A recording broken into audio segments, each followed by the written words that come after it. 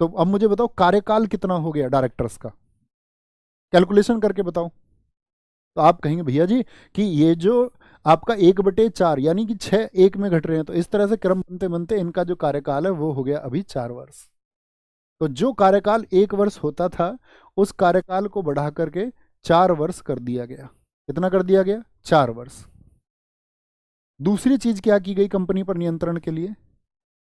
कर्मचारी बिना लाइसेंस के, जो ईस्ट इंडिया कंपनी के वर्कर्स हैं, कर्मचारी बिना लाइसेंस के, विदाउट लाइसेंस, बिना लाइसेंस के, ना तो वो कोई प्राइवेट बिजनेस कर सकते हैं, निजी व्यापार, क्या बोलेंगे, प्राइवेट बिजनेस को क्या कर दिया गया? प्राइवेट बिजनेस को क्या बोल दिया गया उन्होंने कि भैया प्राइवेट बिजनेस जो है, क्योंकि नॉर्थ ने, मैंने बोला ना ब्रिटिश पीएम थे नॉर्थ, उन्होंने क्या भेज दी? एक सीक्रेट कमेटी भेज दी थी, एक गुप्त समिति भेज दी। उस गुप्त समिति ने जाकर के बताया कि भैया बड़ी गड़बड़ चल रही है, ये तो खुद को पैसा बना रहे हैं अपना, आप मालामाल होते जा रहे हैं। तो निजी व्यापार पर रोक लगा दी, ठीक है, कैंसिल। रिश्वत के लिए क्या बोल दिया? कोई भी ब्राइब अब नहीं ले सकते हो, कोई भी घूसखोरी नहीं चलेगी। और जो उपहार हैं, जो गिफ्ट तुम ले लेते हो, उपहार यानी कि गिफ्ट भी नहीं होंगे, कोई गिफ्ट नहीं होगा, ठीक है, कोई दिक्कत? आगे आएंगे। अगली चीज एक नोट करें, अब कुछ 1773 के एक्ट में आपको कमी दिखी है, मैं आपसे पूछना चाहूंगा, बताओ क्या कमी है? 1773 एक्ट की कमियों को, ये लास्ट स्टेटमेंट मेरा समझ के जाना और 5 क्वेश्चन करके जाना। कमियों को दूर करने के लिए, दूर करने के लिए 1773 के एक्ट में अगर कमी दूर करें तो कमी होंगी ना, act of settlement, act of settlement, इसकी कमियों को दूर करने के लिए एक्ट ऑफ सेटलमेंट 1781 लाया गया। कौन सा एक्ट आया? तो पहले तो हमको गौर ये करना पड़ेगा कि भैया कमी क्या है। देखो कमी क्या थी, जो रेगुलेटिंग एक्ट है, जिसको नाथ एक्ट भी बोलते हैं, इसको क्या बोलते हैं, ब्रिटिश पीएम नाथ का है, तो आप समझ ही गए होगे आप। इसमें कमी क्या थी? हमने एक गवर्नर जनरल बनाया था अभी या नहीं, जिसके 4 सदस्यीय एक परिषद थी, यस और नो, आप समझे? अभी मैं आपसे पूछूं कि 1773 के रेगुलेटिंग एक्ट में गवर्नर जनरल की परिषद में कितने लोग थे? 4 लोग थे, और बहुमत से निर्णय होता था। गवर्नर जनरल को क्या दिया गया था? आपका निर्णायक वोट, जो डिसीजनेबल वोट है वो दिया गया इसको। तो जो गवर्नर जनरल है उसके पास पावर्स हैं या नहीं है? कानून बनाने की शक्ति दी गई थी गवर्नर जनरल्स को, और इसके तो अधीन कर दिए वो। लेकिन सबसे बड़ी शक्ति कौन बन गया? गवर्नर जनरल बन गया उस इलाके में या नहीं?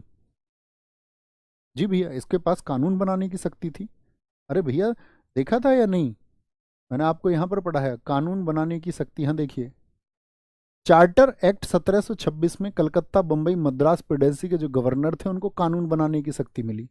बाद में क्या हुआ आपका, जो बंबई और मद्रास है वो किसके अधीन कर दिए गए? कलकत्ता के। यहां देखिए, बंबई और मद्रास किसके अधीन कर दिए गए? यानी कानून बनाने की शक्ति तो किसके पास हो गई? अब कानून बनाने की शक्ति किसके पास हो गई है? किसके अंडर में हो गए? गवर्नर जनरल के। तो गवर्नर जनरल मेरे प्यारे दोस्त पावर है या नहीं है? अभी हमने बोला कि सुप्रीम कोर्ट भी होगा, और सुप्रीम कोर्ट को हमने कहा इसकी अगर डिसीजन तुम नहीं मानोगे, इसकी अवमानना करोगे तो दंड दे सकता है। तो भैया 2 पावर हो गई या नहीं हो गई? दोनों के बीच में कॉन्ट्राडिक्शंस होंगे या नहीं होंगे? दोनों के बीच में कॉन्ट्राडिक्शंस बिल्कुल होंगे भैया। अब जो लोग थे वो गवर्नर जनरल के पास भी चले जाते थे, बोले जी तुम्हारे जो अधिकारी हैं रिश्वत ले रहे हैं। गवर्नर जनरल अपना डिसीजन सुना देता था, बोला इसको मुर्गा बना लो, मतलब लाइक एग्जाम्पल। सुप्रीम कोर्ट के पास भी लोग जाते थे क्योंकि वो न्यायिक शक्ति था, दोनों डिसीजन सुना रहे थे। अब ये दोनों के बीच में ये कमी हो गई, तो इस कमी को दूर कैसे लिया जाए? समझ गए क्या कमी थी? थम्स अप करके बताएं क्या कमी है। तो यहां पे एक डिसीजन दिया गया 1781 में, और 1781 में कहा गया गवर्नर जनरल के कार्यों में, जीजी के कार्यों में, जीजी जीजी है, गवर्नर जनरल के कार्यों में सुप्रीम कोर्ट हस्तक्षेप नहीं करेगा। सुप्रीम कोर्ट, सर्वोच्च न्यायालय, सर्वोच्च न्यायालय हस्तक्षेप नहीं करेगा। इतना तो तुम लिख लिया करो यार, सर्वोच्च न्यायालय को सुप्रीम कोर्ट कहते, लिखने की जरूरत है क्या? सर्वोच्च न्यायालय, सर्वोच्च न्यायालय हस्तक्षेप नहीं करेगा, हस्तक्षेप नहीं करेगा, यानी कि किसी भी प्रकार की उसके डिसीजन के बीच में नहीं आएगा। यानी कि हम कह सकते हैं supreme court will not, supreme, तो किसको बड़ी पावर बना दिया गया अब बताएंगे?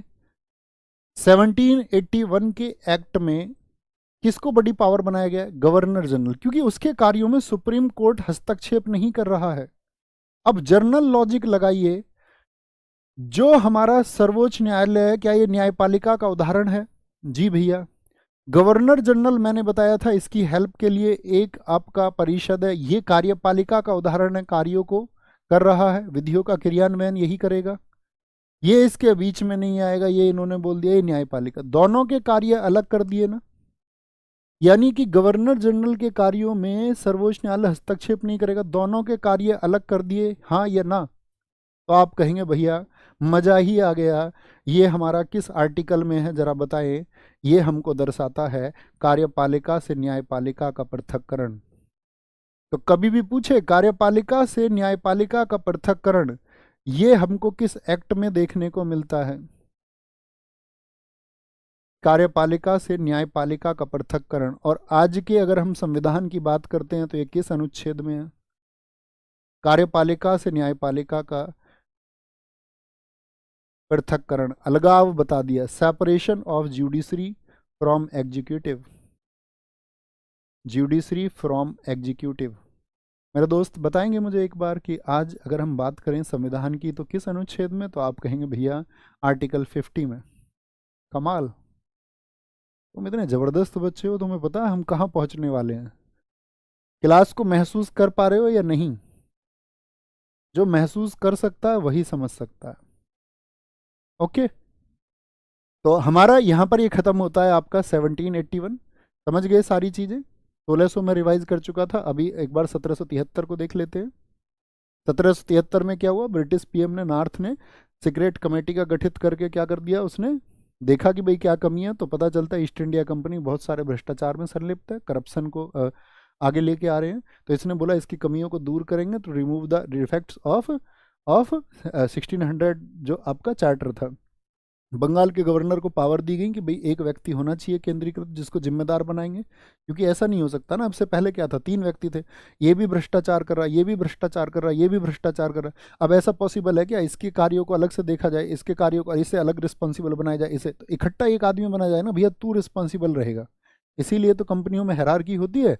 इसी भी किसी जगह पे क्या होता है कि भाई एक व्यक्ति जो है वो अगर रिस्पॉन्सिबल हो जाए तो वो नज़र रखेगा फिर सब पे, और ज़्यादा से ज़्यादा चांस होंगे कि ये ज़्यादा भ्रष्ट होगा, अगर ये भ्रष्ट है तो सब भ्रष्ट, और ये नहीं है तो भ्रष्ट फिर कम, जो करप्शन है वो कम होगा, अगर टॉप मैनेजमेंट कम करप्ट है तो, है ना। तो गवर्नर जनरल की हेल्प के लिए फिर गवर्नर जनरल अगर शीर्ष शक्ति बना दिया तो उसकी हेल्प के लिए 4 काउंसिल दी गई, लेकिन यहाँ पर भी गवर्नर जनरल के लिए क्या बोल दिया, बहुमत से निर्णय होगा। ऐसा नहीं है कि कभी अपनी मनमानी कर ले, पता चले इसके मनमानी होगी। कानून तो बना सकता है लेकिन अप्लाई करने के लिए क्या इसकी आवश्यकता होगी, बहुमत की आवश्यकता होगी। तो यहाँ से हमको पता चला राइज ऑफ एग्जीक्यूटिव। सर्वोच्च न्यायालय बना, यहाँ से हमको पता चला राइज ऑफ जुडिशरी। कंपनी पर जो नियंत्रण किया गया कि बिना कंपनी जो है और लाइसेंस के कोई भी अपना व्यापार नहीं करेगा, ठीक है, रिश्वत कोई नहीं लेगा, उपहार कोई नहीं लेगा।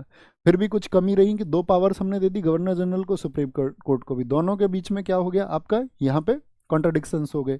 तो एक डिसीजन लाया गया 1781 में कि गवर्नर जनरल के कार्य में सुप्रीम कोर्ट कोई भी आपका साथी इंटरफेयर नहीं करेगा, उसका इंटरफेरेंस नहीं होना चाहिए कोई भी, यानी कार्यपालिका और न्यायपालिका को अलग अलग कर दिया। छोटी सी बात, आगे आएंगे। अब समझे कुछ? अब जब कल हम 1784 के एक्ट को पढ़ेंगे, पिट्स इंडिया एक्ट को, तो जो आज कहानी सुनाई है ना हिस्ट्री की, वो कल उंगलियों पे होनी चाहिए, तब और मजा आएगा, तब उसको समझेंगे। मैं सोच रहा आज 1784 पे हम उसको पढ़ लेंगे, लेकिन अभी हमारे पास वो समय ओवर हो चुका। बोलो भी फटाफट से। एसएससीजीएल 2022 प्रीलिम्स। 1600 में ईस्ट इंडिया कंपनी ने किस शासक को चार्टर दिया था? Elizabeth first, Elizabeth first. निम्न में से कौन सा ईस्ट इंडिया कंपनी का प्रारंभिक नारा था? केवल भूभाग, land only, trade and land, no land trade, यह बोला था नन ऑफ द, वो भूभाग नहीं व्यापार। मैंने कहा शुरू में एक स्लोगन से शुरू हुई थी, भूभाग नहीं, सिर्फ बिजनेस करेंगे, सिर्फ व्यापार करेंगे, सिर्फ व्यापार करेंगे। ब्रिटिश ईस्ट इंडिया कंपनी के बारे में निम्नलिखित में से कौन सा कथन सही है? British east India company commission के प्रीलिम्स में पूछा गया है किसी के में, बताएंगे। ब्रिटिश ईस्ट इंडिया कंपनी के बारे में, इसका गठन 1599 में व्यापारियों के एक समूह द्वारा किया गया था। देखो अब इस कथन को कभी गलत मत कर देना, 1599 में ही इसकी स्थापना हुई है। 31 दिसंबर 1600 को तो चार्टर मिला है, 31 दिसंबर 1600 को मिला है चार्टर। तो इसको भी अपने नोट्स में एडिट करिए और लिखिए, अगर कभी पूछेगा फॉर्म कब किया गया इसको, फॉर्म्ड इन 1599, एकदम ठीक है। जिसको द मर्चेंट एडवेंचर्स के नाम से जाना जाता था, एकदम से ठीक है, द मर्चेंट एडवेंचर्स के नाम से।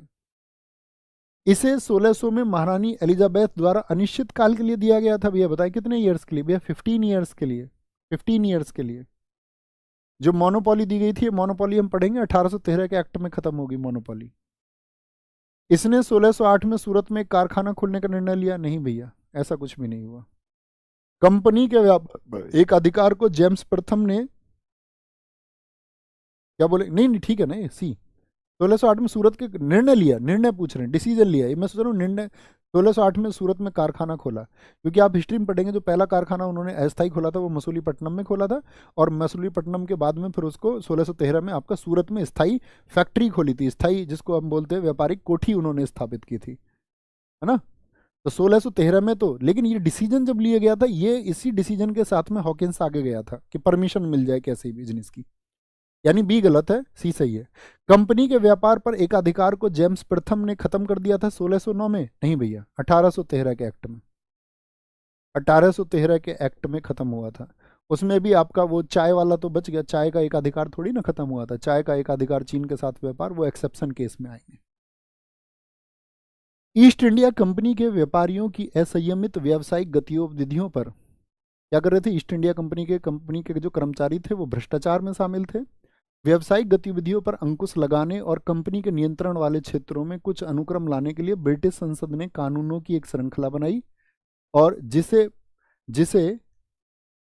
जिसमें पहले स्थान पर क्या था? तो पहला नंबर किसका आएगा भाई? कंट्रोल करने के लिए बताओ भाई फटाफट से, तो कंट्रोल करने के लिए अभी पढ़ा ना, उस पर नियंत्रण रखने के लिए क्या था आपका? रेगुलेटिंग एक्ट था, ये पहले नंबर पे। आगे तो और कसा जाएगा, लेकिन पहला स्थान हमेशा किसका रहेगा? रेगुलेटिंग एक्ट का, क्योंकि शुरुआत इसमें की गई, क्योंकि ये जान गए थे कि भाई 1772 में जो आपका सीक्रेट कमेटी थी उसने बता दिया था कि ये भ्रष्टाचार में शामिल है। ईस्ट इंडिया कंपनी की स्थापना के समय भारत का शासक कौन था? अकबर था, अकबर था। भारत में ब्रिटिश ईस्ट इंडिया कंपनी का शासन भारत सरकार अधिनियम रिक्त स्थान के तहत समाप्त कर दिया गया था। ब्रिटिश ईस्ट इंडिया कंपनी का शासन किससे खत्म किया है? 1858 के एक्ट से, ठीक है, क्योंकि ये फेल हो जाएगी ईस्ट इंडिया कंपनी जब 1857 क्रांति आएगी, वो समझेंगे, वो समझाएंगे भी हम आपको किस तरह से, क्यों, क्या डिसीजन लिए गए। उसके लिए इसीलिए ज़रूरी होता है कि थोड़ा सा हिस्ट्री आपको पता हो, नहीं तो पता ही नहीं चले कौन बहादुर शाह जफर देती है। इसीलिए जो समझाए तो उसे समझो। कोई दिक्कत, कोई परेशानी? लेट्स ओवर, तो ख़त्म करते हैं भैया। ख्याल रखिए अपना बहुत सारा, यूं ही बस आगे बढ़ते रहिए मुसाफिर की तरह। कहते हैं कि मंजिल मिल ही जाएगी एक दिन, भटकते हुए ही सही, गुमराह तो वो हैं जो घर से निकलते ही नहीं। तो ख्याल रखिए अपना बहुत सारा, बाय बाय, टेक केयर। आपका स्कोर आप ख़त्म करते हैं भैया। ख्याल रखिए अपना बहुत सारा, यूं ही बस आगे बढ़ते रहिए मुसाफिर की तरह। नमस्ते।